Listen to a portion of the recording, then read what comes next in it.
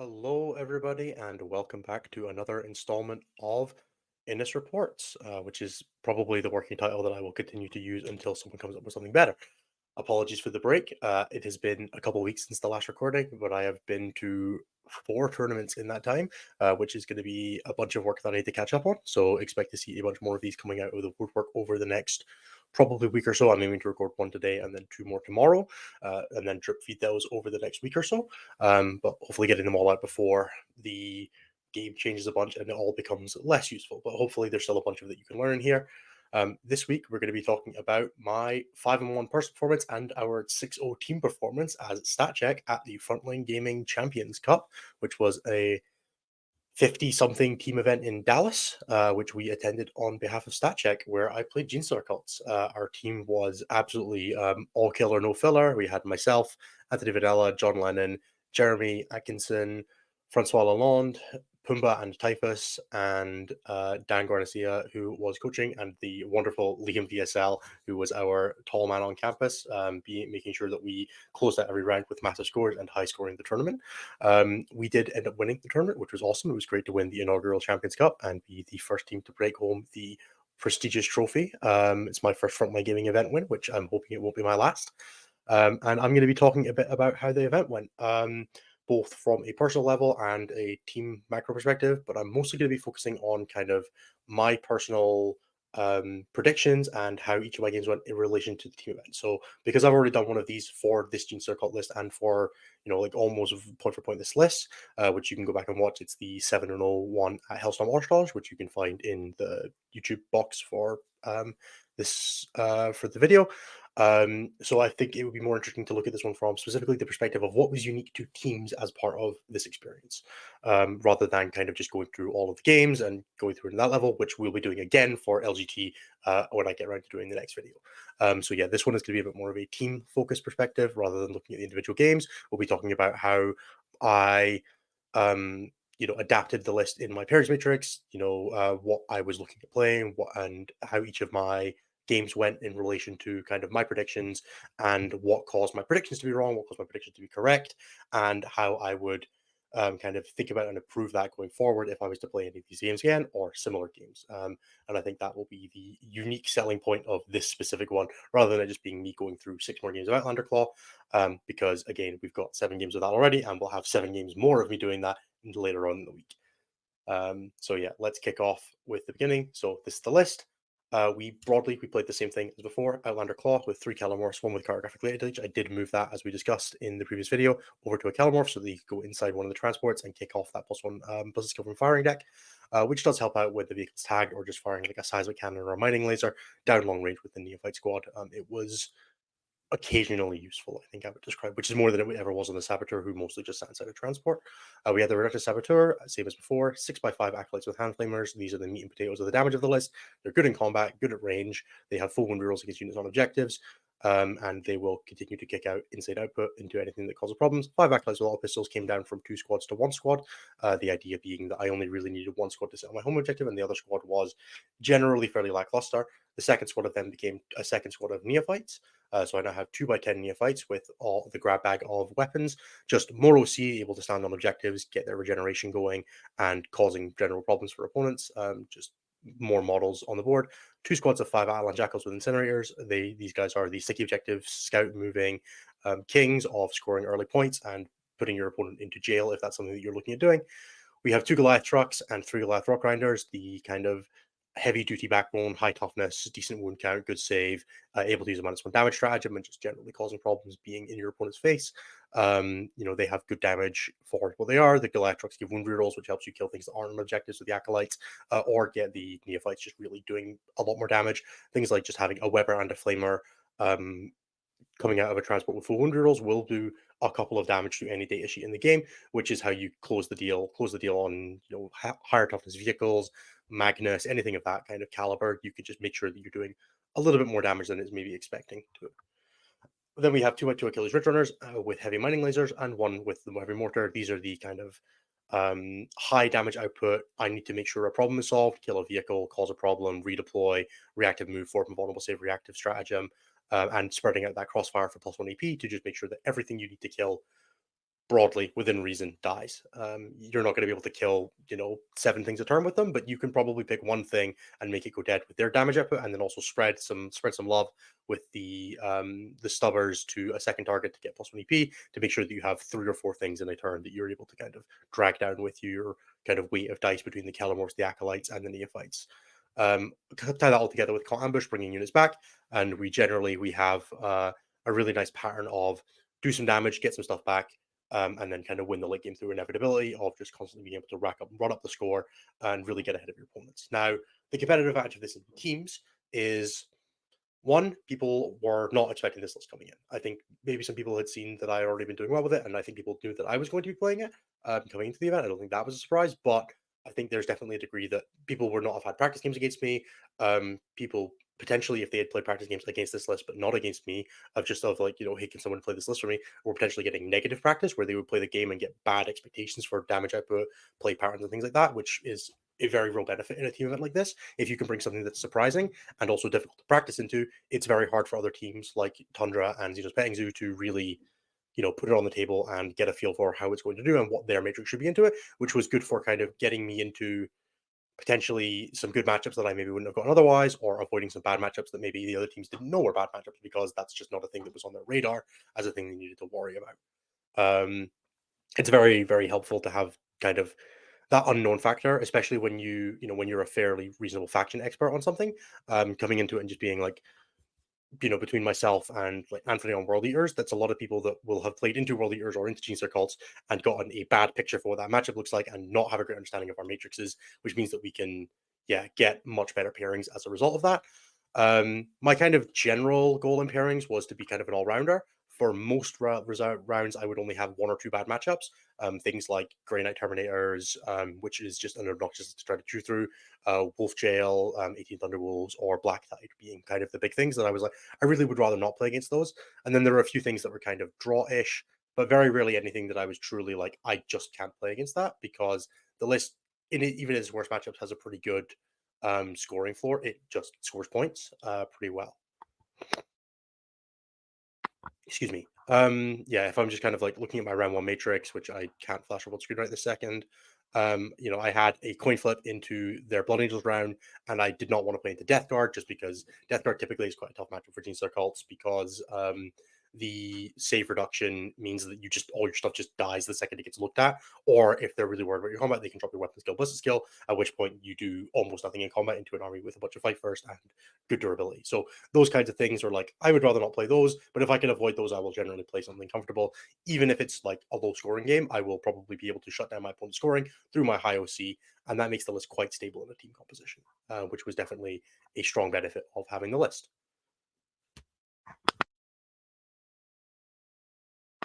Okay, so round one, we played against Banff, which was a local Texas team. I played against Dick McTrickle, which I am assured is not his real name, who was playing Imperial Knights Nightlance. I believe we had table choice for this. We had table choice for this game, and we put me on a board that was very, very difficult for the Knights to play on, which we'll show in the next picture. But it was, you could see the list on screen. I'm not going to read it out to you. So my general strategy with Imperial Knights with an army like this, I have this as a green matchup, which for us is a 10 plus. I'm expecting to win this game. There is definitely some room for volatility. The matchup here was, as I try desperately to read my thing, this was tipping point and linchpin, so very end game weighted mission. Which if I go second into Imperial Knights, I'm going to run up the score pretty high on him. If he goes second into me, there is definitely capacity that he just sits behind walls and runs out on turn 5, does a secret mission, and gets all the stuff. And I can't really push into him super aggressively, just because Imperial Knights are generally an army that if you run at them and let them activate at you, they will table you. So I'm definitely relying on playing some deep shadow, some deep angles, picking up his long range shooting, and kind of just jamming him in and keeping it off him. Um, and I ended up going second in this game, which results in it getting pretty away from him. As you can see on the scoreboard, it ends up being a 19-1. I'm going to flick over to the deployment board now. Again, apologies to anybody who is trying to follow along. I can't actually show my mouse pointer while doing slides on this. It's something with the software, so I'll kind of try to talk you through it. But this was kind of end of his turn 1. He has deployed very defensively. He has his Mysterious Guardian Knight in the back corner, ready to kind of teleport about the place or hold down his back objective. Keen Strike pushes up, and then he shoves across the middle. Doesn't really get any shooting at me. I think he gets to pot shot at like one of the one of the rock grinders with like an armiger and a Helverin, which doesn't end up doing very much damage to it. I think it takes it down to like 4 or something like that. And then I kind of do my skip move, and he shoots that bike squad in the middle down to, I believe, 1 model, which is actually annoying. I would rather he had just killed it, and I could have just got them back. But they did end up getting to taking my home objective, which is not nothing. As you see my deployment here, I've kind of got everything clustered in the middle because I can take these long sight lines or go back in reserve. I want to pressure his bottom right objective, his expansion objective. The way that that wall is positioned, I can drive trucks right up to it and then disembark models onto the other side of the wall and put OC on his objective that's very difficult for him to interact with. And then hit my top left objective. My expansion objective is very safe behind that wall. He can't walk through it other than with his big knight. So if I fill that space, I sticky objective it with the bikes on turn 1. I'm able to scout there. He can't really pressure them. I put a Reductor Saboteur on there to do the explosion if he ever tries to walk onto it. And I just kind of keep my pressure in place. And I have a few squads in reserve. So my counterpunch here, I kind of come out. I kill, I think, both of the knights in the middle. I do a lot of damage to the one on the right hand side and charge it because it's I think I charge and kill it. I leave the armor at the top left with like 2 or 3 health. Kill the one in the middle, kill the one on his expansion objective, and I drive a truck straight up to that wall, disembark 10 neophytes over the wall into his there. That puts 20 OC on that objective, and suddenly there's just a Helver in there. Like, he doesn't hold that anymore. Even if I hadn't killed the other armor, I still would have held it. He kind of responds by pushing back with his one armiger into me. It gets repelled, and then he brings Canis Rex onto his expansion objective. I'm able to then kind of just like Canis Rex gets bogged down on that side objective. It's only OC 10. It's quite easy for me to put a squad of Acolytes on it because I have that staging point on the right hand side. I just drive a truck up, disembark a squad of Acolytes. I bring in some reserves, hit a 9-inch charge onto the squads nearby, etc., etc. And at this point, his backfield is cleared out quite significantly, and I'm able to sneak in like 2 squads of 5 Acolytes, kill his Callous Assassin on his home objective, start killing his small scoring units, and really just run up the score. If we go back to the score sheet, it's just kind of, he never really gets a grasp on primary. Turn 3, I take his home objective off him, and then I keep taking his home objective off him. He's actually scoring 3 points for his expansion objective that has Canis Rex on it most turns, and I'm just focusing on just never letting him get his home objective while I maximize my scores. Like, I'm okay taking 2-8s early because I know I'm going to get big scores at the end. And I kind of just get my secondary score up a little bit lower on the secondary side of things. My early turns were not amazing. I generally don't like doing recover assets into an army like Knights because he could have just teleported a big knight and seen whatever I was doing recover assets with. And I also wanted the CP on early turns to just make sure I was doing my damage. I did end up not doing Established Locus on turn 2. I can't actually remember why. I think, again, it was I wanted the CP to make sure I was just doing the damage. Like, this is just a game where my goal is to not get stat checked out by the Imperial Knights. I don't want them to like really be able to just keep pushing damage. So having access to the reactive -1 damage, overwatches, and rerolling charges and things like that is how I drive that primary home. I'm not necessarily so much worried about getting my secondary score up. It will come over time, as you can see, which it does here. And then I really just shut down his scoring options. I was heartbroken. His last 2 of his last 5 cards, when he had like 2 models left that were both big knights, were containment with 2 big knights on 2 sides of the board that could both do it, and then no prisoners in front of my army. I'm just like, come on. But that's kind of them's the breaks. If I'd gone second in this game, going second in this game just puts me in such a favorable position. It's a matchup that I want to go second in anyway because it makes him come to me, and then Linchpin really drives that home. So I was fairly happy with my prediction for this round. I don't feel unhappy with that. Being able to kill 2 Armigers and a half while doing 0 damage with the Ridge Runners. I don't think the Ridge Runners did a single damage to an Armiger on my turn 1 shooting, but I was still able to put myself in a pretty comfortable position as a result, which excuse me, I'm very happy with. The list damage I put it just comes in drips and drabs, but you have more than enough to solve almost any problem, which is really great. It's a list that really rewards like careful and good angle play. And as you can see with the kind of the ruin shape in the middle, it's really easy to cut angles to specific things, but not from other things. So the Ridge Runners are able to kind of like dance in and out of line of sight and being like, okay, the only place you can see me back is here. I'm going to deep strike an Acolyte squad onto that line so that you can't walk onto it, and then shoot the thing that's on that line so that I don't get shot back. Very happy with this round. We ended up winning this round pretty comfortably. I think we won 7 of our 8 games or something to that order. Shout out to the Banff guys for being a really great and chill first round. Round 2, we paired into Vanguard Tactics, who were one of the other favorite teams for the tournament. I think they were playing for second place in the last round against Tundra Tactics, and I played against the captain Stephen Box, who was playing Army of Faith. Army of Faith is a super interesting detachment because it's the one that has all of the little aura abilities. So things like aura -1 to hit is actually a massive pain in the ass for my shooting. Just being like, okay, you can't switch targets from Ridge Runner squad from this one to that one after he's burned his stratagem because he'll just use the -1 to hit stratagem, and suddenly they're both -1 to hit. It does almost nothing for me. And then he also has the double miracle dice while not near the triumph, which means the las cannons on the ridge runners become even more unreliable than they already are, because I can't punch past AP3. He can pass two of the Seas of the Miracle dice. So if you're kind of thinking they between them, if I fire both of them at one target, they average 8 shots, is 5.5 hits, is 3.5 wounds. If he just passes two of those and has a chance of passing one of the other ones, it takes me 2 or 3 turns to kill a castigator. And he has 3 of them. So I very much played this game. My prediction here was a dark green, which is a 13 plus. This was the ritual, which is definitely one of those missions that if you start making objectives and you can defend them, it's very, very hard to pressure you off of primary, because you just end up sat on a bunch of objectives. We played on a board with super L's, flashing it here, which meant that Stephen was able to kind of take his corner and just keep making objectives like under Vol and the Castigators and the Triumph. And I just had to keep pushing into it and cracking it. And because of the board choice, it was quite difficult for me to kind of swing into his area. Like if you look at the middle right ruin that's near where my tape measure is, the staging area just isn't that great. There's only so much space. The angles across the middle aren't amazing, and it's quite close to Vol, which means that I'm always under threat of her just going for advance and shooting and picking up 2 or 3 trucks. So I have to be very careful about keeping move blocks up and not letting him get past me.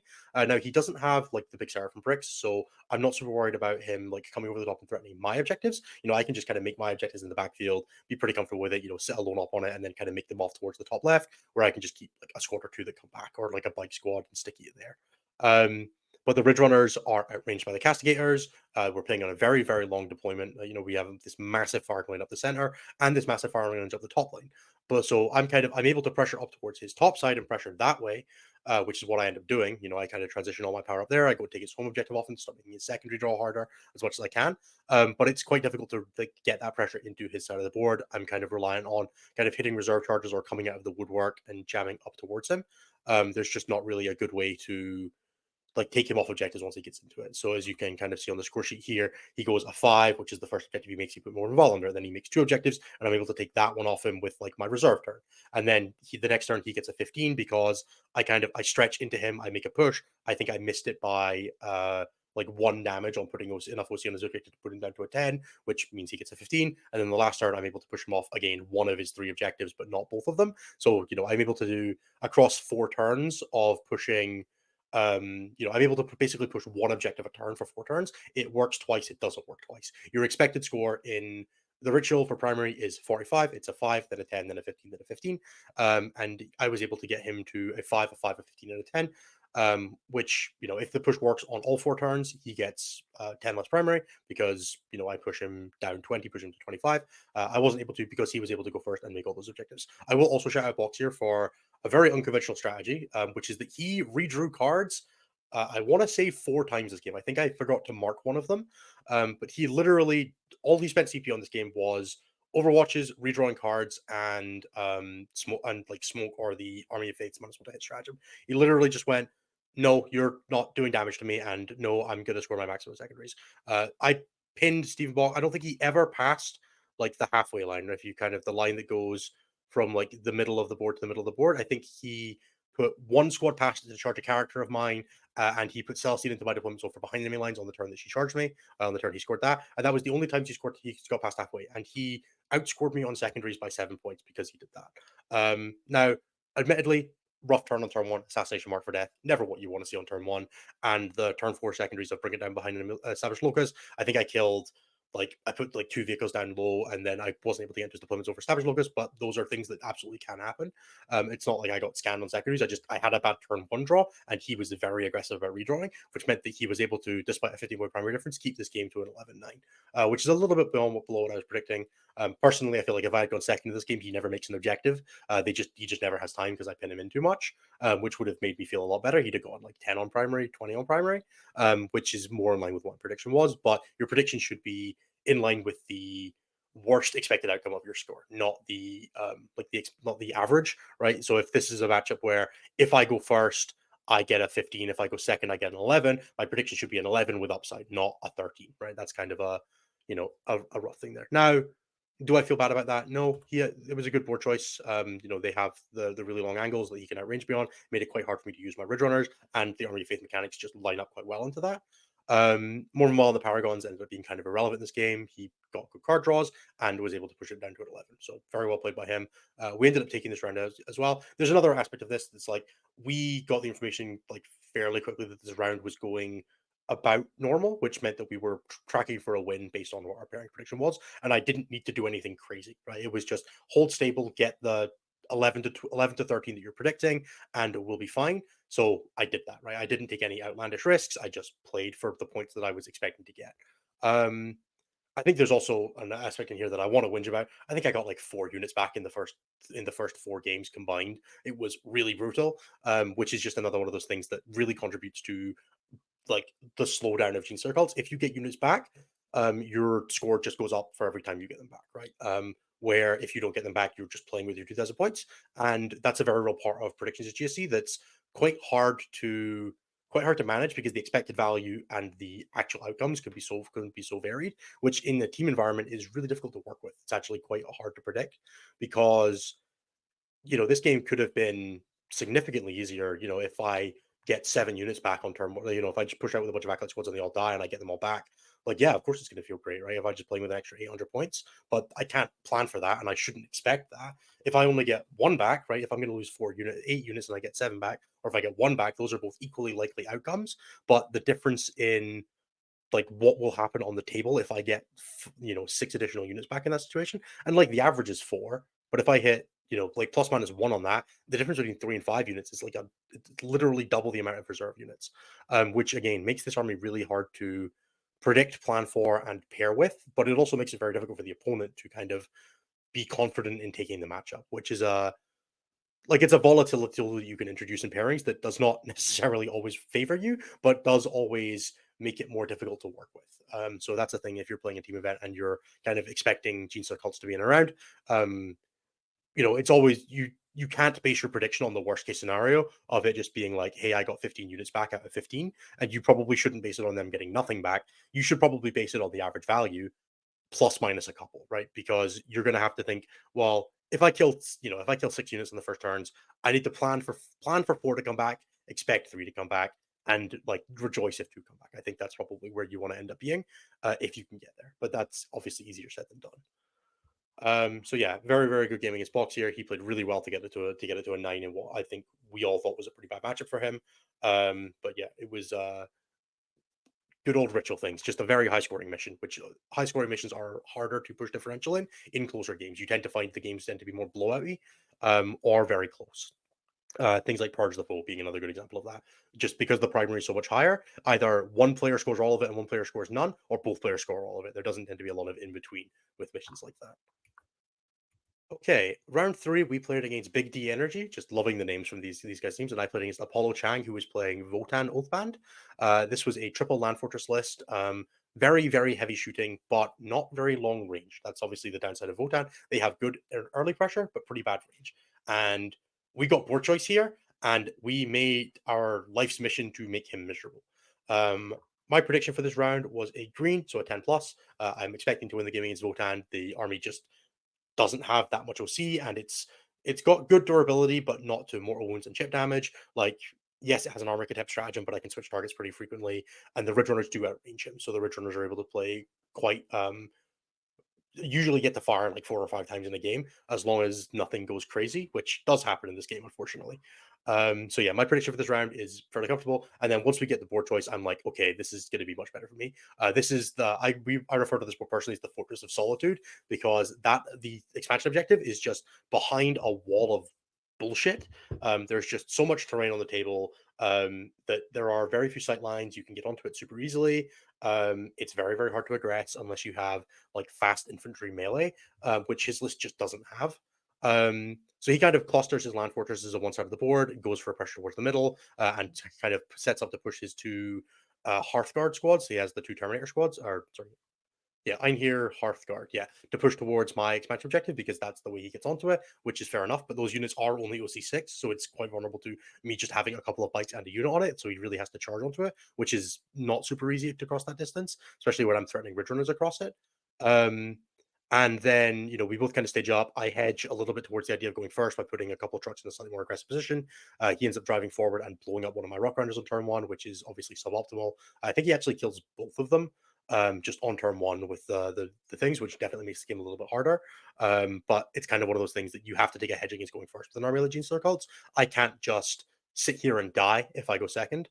All my Ridge Runners are positioned where they can scout up and shoot the land fortress if I go first. I can just start shooting damage into them and try to take them out while he has low CP, can't do reactive reprisal to fire back at me, doesn't have armor contempt, or only has armor contempt on one of them. I can put, 4 Ridge Runners onto one of the land fortresses if I go first, which I'm like, okay, that's probably about the best I'm going to do. I'll play from reserve. I'll start, I'll stick you the middle objective.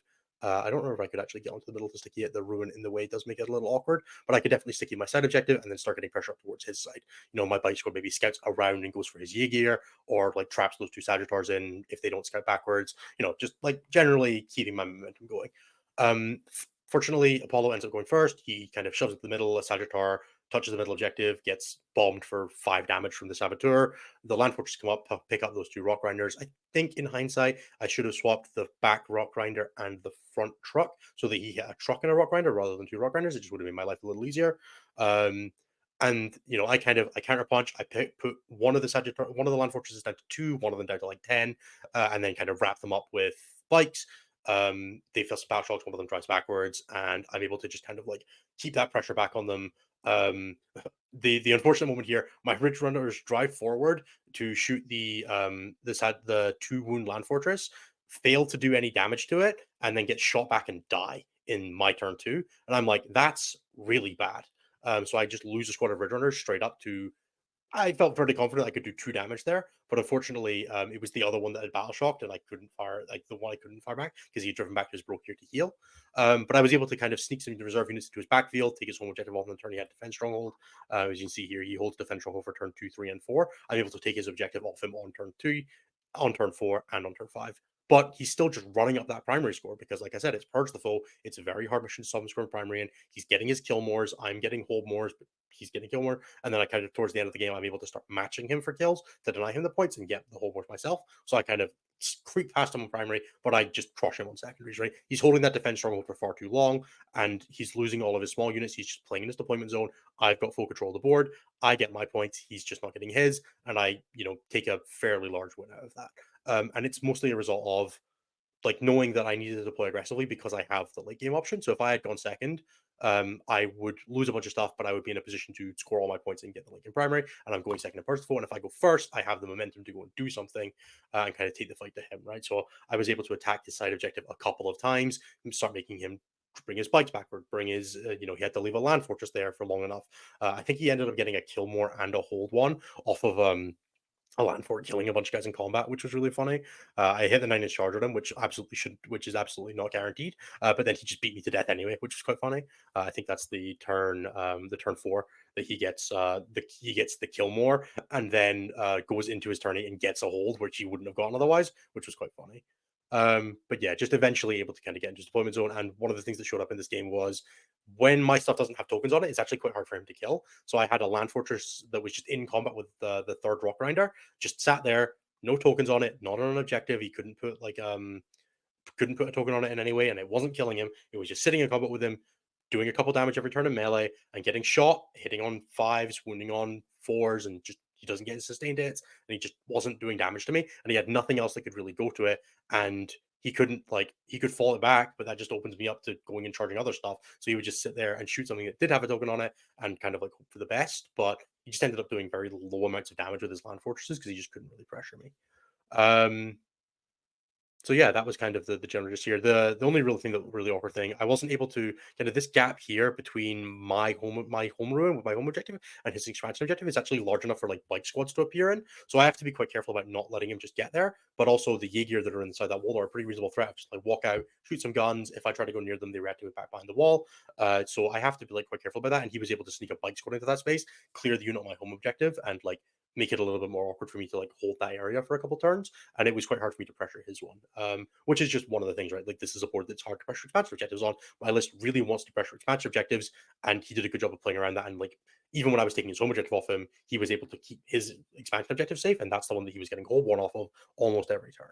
And I think that's something I find quite a lot of Genestealer cults is a lot of people are really struggle with you taking like one of the two objectives when they're able to defend one but not both. And it's definitely a thing to keep in mind is keep the flexibility open to if your opponent has got their expansion objective on lock, transition to attacking their home objective. It is generally just as easy to get to once you're playing from deep strike and with ambush units or vehicles that are staged aggressively enough. Like it's just as easy for me to cross the distance from my expansion objective to his ruin as it is for me to cross from my home objective to his, right? Or the same thing from the middle objective. Like if he loses control of one side of that, I kind of able to sit there, not get shot, and then expand out, which was obviously what happened this game. So yeah, thank you to Apollo for the game. And yeah, prediction here was a 10 plus and got a 15, which I was very happy with.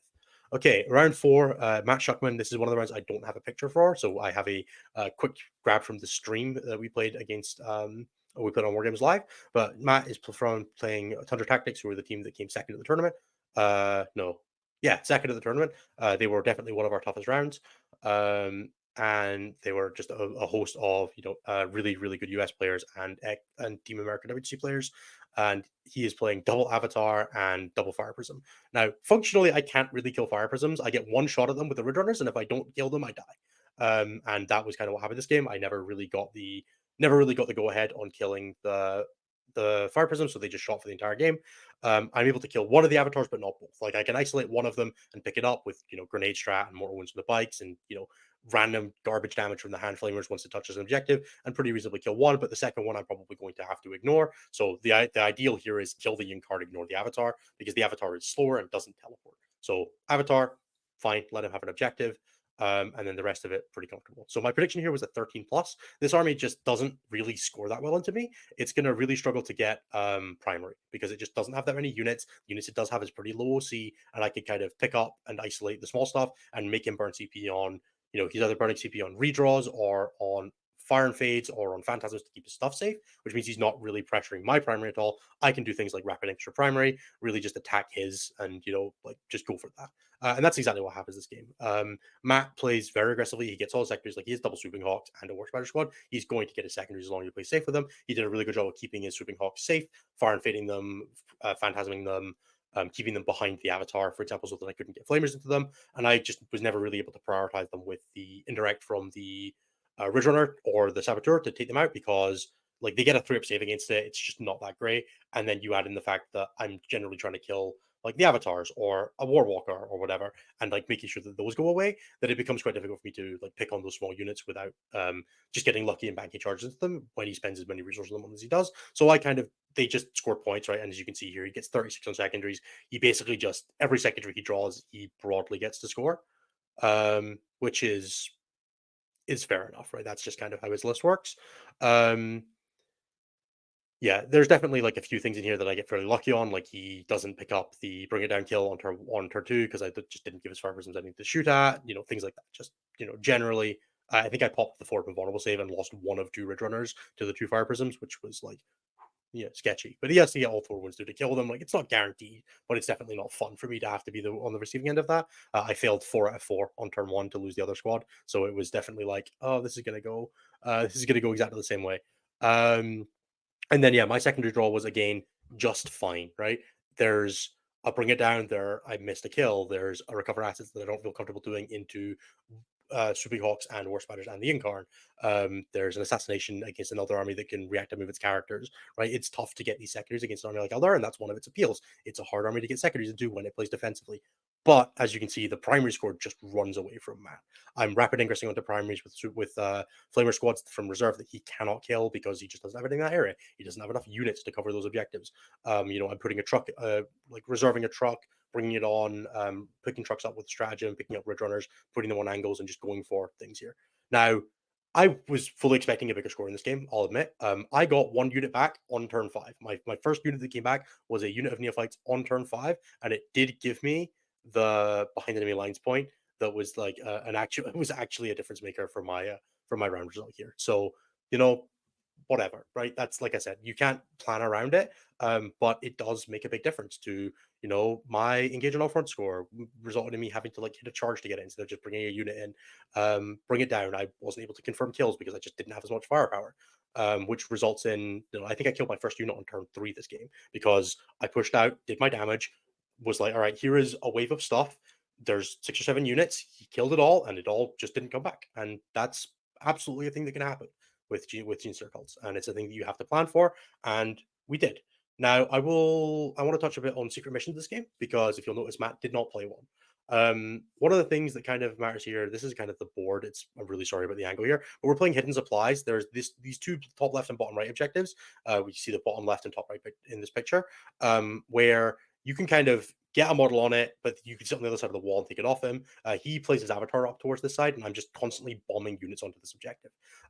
He's bringing the avatar in. I'm like, all right, neophytes out from behind a wall, charge the avatar, acolytes going onto the objective. You can't kill them both, stay, right? And the avatar sits there for a turn and he kills them all, and they don't come back, of course. But he doesn't get 5 primary for it, and he's not really able to hold the middle because my army is in the middle, right? There's 2 objectives there, and he's not getting them. And that bottom right objective is like defensively angled towards his deployment zone, so he can't really shoot his fire prisms into it. His war spiders have another job to do. His swooping hawks aren't really a shooting unit; they're too busy doing scoring things. So I just like sneak a acolyte squad onto it, bring a rock ranger squad, just rapid ingressing onto it and attacking into the middle. So he's never really getting that objective either. I'm comfortably getting my points, but what Matt does is recognize that if he picks a secret mission, I know he's scoring his home objective, right? I'm never taking it off him just with the way he's playing the game. He's playing very safe. There's a Farseer and a full squad back there, and a Fire Prism, like a Auto Reliever, etc., etc. If he plays a secret mission, he's going first, so it's going to be hard for him to do to begin with, but it also locks him out of scoring more than 20 primary from natural sources, which he's going to do. He's going to get 20 primary for his home objective because he's going to get 5 5 5 5 off of it. But what it does is if he picks it, I get to go, cool, you have now maxed primary by holding your home objective. I no longer need to deny you this objective that the avatar is sitting on. So I could have transitioned my entire army away from dealing with the avatar, who is so far out of position. He's never getting to my home objective, right? My home objective is behind a layer of models. He's going to have to spend like 2 CP on a fire and fade, and then probably another one, and I can just throw a unit at him and sit the Ridge Runner on it, throw the Acolyte Squad and move block him. He's never getting to my home objective. So what's the avatar doing? Well, the only thing the avatar is doing is making me commit units to take him off that primary. So if he picks a secret mission, he can't do that anymore because the avatar is no longer contributing to his primary score. He's already maxed. So he makes the really smart identification here that taking a secret mission will cost him points by making it easier for me to deny him primary other places and making it easier for me to score my secondaries. So really heads up play by Matt there to identify that was part of his win condition. Again, if this was a singles event, he probably should do that, right? He should probably go for command insertion or unbroken wall and just hope to table me and get it on the end. But that's not a realistic plan in singles where his job is to scrape and get every point he can. So he identifies really smartly. My prediction here was not great. Maybe if he goes second, it's a little better. But he's getting the advantage. I'm rolling badly on my comeback rolls. He recognizes that there's a thing he can do. Stress my resources. I don't have that much stuff left. Limit my ability to get those points, which he absolutely does. And he gets his 6 points out of it. So yeah, really, really great play from Matt there. Just running through the score sheet again. He gets his 5 per turn on taking hold, doesn't pick a secret mission, and it was the right thing to do. Shout out to the one unit I got back, gave me 1 additional point on behind enemy lines because I got it into his deployment zone. That was the difference between this being a 13 and a 14. I got 1 unit back this game and it still scored me a differential point. It is insane how strong GSC are when they get lots of units back, especially into armies with lots of squishy things like Eldar. So yeah, really cool game. Also shout out to Fuegan, who died to a Calormorph shooting him to death in Matt's turn. Big fun part of the army. Okay, round 5, we played into Xenos Petting Zoo Purple Cobras. This was definitely our toughest round of the event. We won this round 88-72.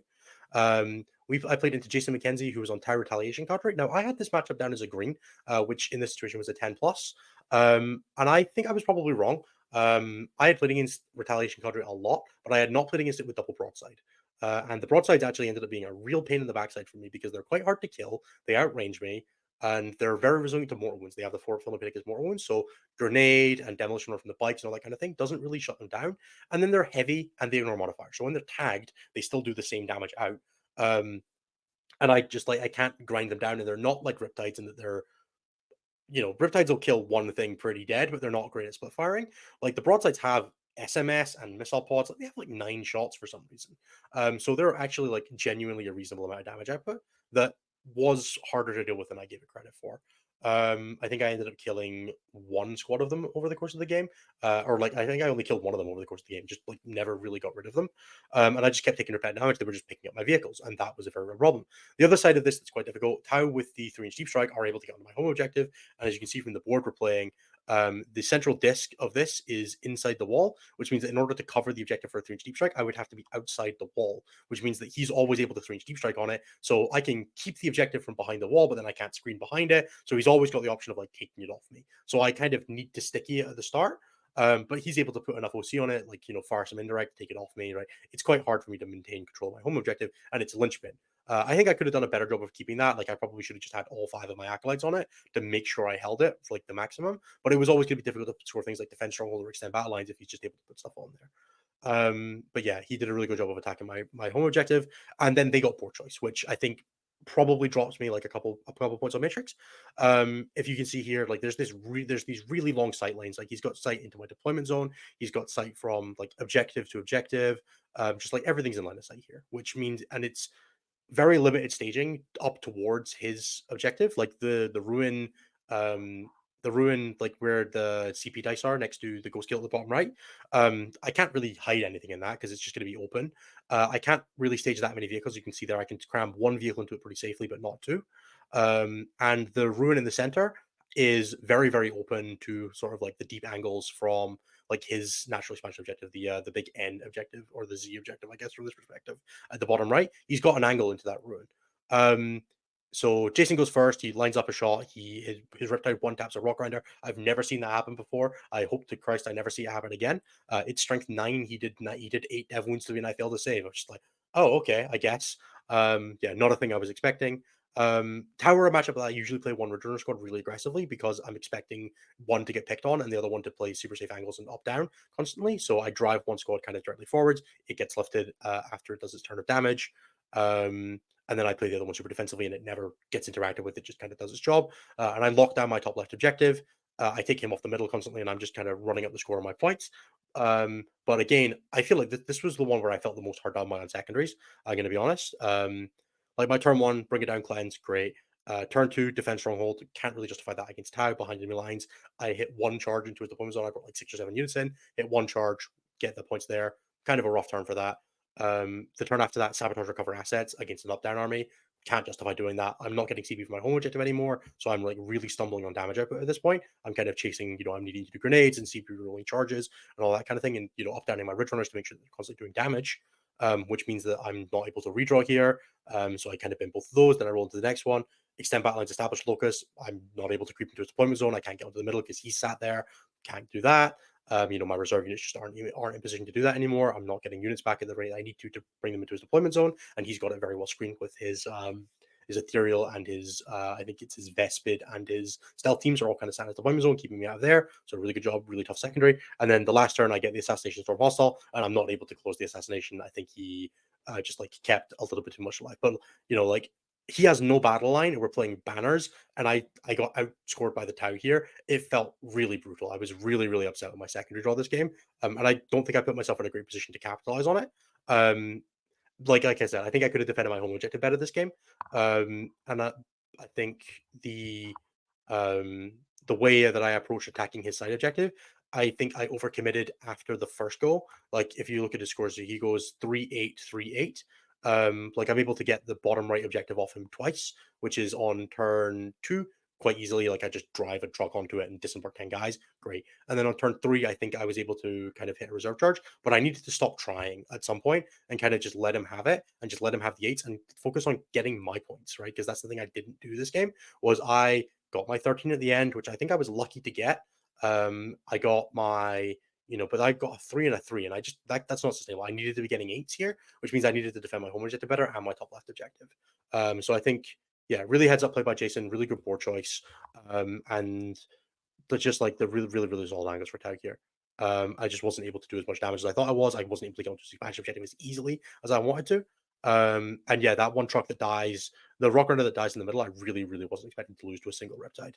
Like I said, I've just never had that happen before. It's 6 shots on 3s to hit and then 5s to wound rolling 1s. Like the odds that I'm even having to take two saves, like sure one of them should be a devastating wound, but taking two devastating wounds and two saves was just beyond the will. Like I could have -1 damaged it, maybe I still live, but I just was not expecting that much damage to come out of a single Riptide. Which is, that's on me, right? Like I should have a better awareness of how much damage I could take, which I think I just got a bad sense of from having played it a couple times and feeling like my tanks were immortal in that matchup. Um, yeah, I will shout out the one piece of truly diabolical luck that Jason had though. He had his Riptide on one wound, firing at my in position to fire at my two Ridge Runners that I come in at the top left. But he was like, okay, I need to start with the unit that's into the. I got to start with the unit that's into there first because I need to know if the Riptide needs to fire into the. He was in combat with a Rock Grinder, and he needed to make a decision about whether the Riptide was going to fire just at the Ridge Runners or try to split fire and kill the Rock Grinder as well. So he fires his two broadsides at the Rock Grinder, kills it, and I exploded and killed his one Riptide, which meant it didn't fire. So oops, sorry, Jason. But yeah, really, really interesting game here. Definitely resulted in us having a really close round. I did have a really, really good last turn of scoring. I got my the 5 extra on primary, taking that objective. I got the storm hostile, and I was in with a chance of scoring the assassination. I think I just didn't hand his commander enough saves. My Ridge Runners redeployed, fired, and just bounced off the storm shield, the 4 vulnerable save, which it's going to happen. Um, Absolutely no shame to Jason. He played it really well. But yeah, I still had an out to attend this game, which is hilarious. If I had there was a bunch of charges onto that commander that if I had put him low and then not killed him and then hit the charge into him and consolidate onto the objective and also killed the unit behind it with fan flamers, I think I could have creeped the 5 on assassination plus 5 extra on primary, which would have put us I think it would have put us dead draw, which is super funny. Um, Yeah, so no complaints about that game. Very, very, very, very solid game. Very well played by Jason. Okay, last round. I do not have pictures of this one just almost at all. At this point, we were all knackered. This was game 6. We had been Texasing up a little bit, eating a bunch of barbecue and chilling out, and people were getting sick. But this was a fairly textbook game against 2,000 Suns. I have this matchup down as a yellow, which is an 8 to 12. I think in hindsight, I would up this to a green, so a 10 plus. I felt like I would have found it quite difficult to lose this game. We put this on one of the FLG boards, which had these two ruins that were basically unassailable. They were touching the board edge. You couldn't go through them, but I was able to disembark from one side of the wall into it. I'm going to kind of flash the next picture. It's this ruin on the right-hand side. The objective is on the other side of it. And if you stage into that area, there is no angle across the middle to really see it other than from the same ruin on the other hand, where it was quite easy for me to stop him getting to with Magnus or kill him if he did. So I was able to kind of stage trucks there constantly and just disembark them over the wall into that ruin and just keep taking it off his squad there, and then just be like, okay, there's a cultist squad here, it's dead now. Oh, there's a rubric squad here. You can overwatch and kill the squad, but I'll just do it again, and the unit might come back. So I just killed this rubric squad that was behind it. I just kept taking off this vortex beast and bogging it down until I was able to deal with the vortex beast, which then dragged Magnus towards that objective. At which point this picture happens: 20 acolytes, 10 from reserve, and 10 that had regenerated. Dropped out of the sky, put 8 damage on him, in shooting, 8, 9 damage on him in shooting. The Calamorph, the truck, the Neophyte squad that disembarked over the wall, and then 2 red runners from downrange killed Magnus. And he ends up at the end of my turn 3, he has a rubric squad in this central ruin on his side of the objective. He has a cultist squad screening his backfield and a rubric squad on his own objective, and that's all he has left at the end of turn 3. I think, and a solo sorcerer with the Umbrella Crystal. Just everything else had died. Just the red runners downrange were picking up the vortex beast, right, that he couldn't deal with. He couldn't pressure into me because of the rock grinders and the amount of trucks, just the amount of stuff I have, and it's quite hard to deal with the reactive bomb. I'm able to rapid ingress into positions that he can't really deal with. He just Dozens are really good at doing damage to one thing. I don't have one thing. I have lots of things, and the vortex beasts are very swingy into ridge runners or into rock grinders. They're terrible in combat. They're only strength 9, so they lose that fight because I'm strength 10. I wound him on 4s. He wounds me on 5s. I have more attacks. I get some shooting into combat with him as well. And if he touches an objective with them, which is where mutated vortex beasts want to be, they only have a 4 armor save. The second I stack a ridge runner AP on them, the hand flamers just shred them. The bikes shred them. Just everything just randomly just piles up damage on them super fast. So this game ends up going to a 17-3 to me. Again, the only primary he ever scores is off his home objective. He does a pretty reasonable job of getting his secondaries. His Yeah, his turn 5 cards are both from that one sorcerer that has a Malefic Crystal that teleports to my deployment zone, because I've stopped screening it out at this point. I'm just pressuring him, and I just run up the numbers on my score. Again, double action cards turn 1 at the Thousand Suns. Heartbreaking. But I personally, I'm not unhappy with the decision to bin both of them. I still scored 30 on secondaries. It's fine, right?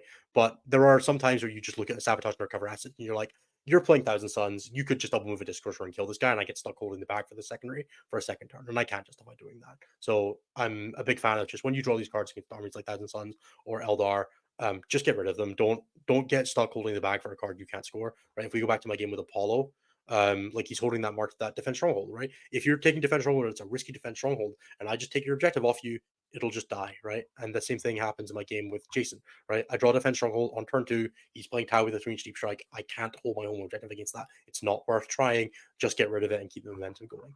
It doesn't pan out in this game, but on average, you'll be happier for doing it. Yeah, so that's kind of the event in a broad strokes. Hopefully that's given people a decent perspective onto like what doing these kind of predictions looks like, and kind of the general trend of matrixing. Like I'll touch on this game, like the prediction wise. I had this game as a yellow because I thought I would just struggle to kill him. Magnus is really good at just picking up a unit turn. The vortex beasts are fairly durable, but it just didn't pan out that way. I was able to deliver damage to him pretty comfortably. He was never able to like really get momentum into the game, and it was very easy to deny his primary. Part of that was the poor choice, right? I gained this ruin on the right hand side here that I was able to just drive up behind and disembark over the wall with.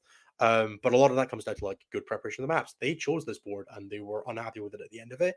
I think Philip just hadn't quite assessed how easy it would be for me to just drive up next to that and disembark over the wall onto that objective, where he couldn't really do the same to me, right? Because I just have like a truck and 5 bikes on it. It's like, yeah, you can spit one thing through the wall and you'll kill one of them, but not both of them. And unless it's a rubric squad, which he only has 3 of, and they're very important to his long-term game plan, his cabal point generation, his damage output, like an exalted sorcerer isn't just coming through that wall and taking it off me. And I have neophyte squads and acolyte squads that are just happy to sit around and dance about.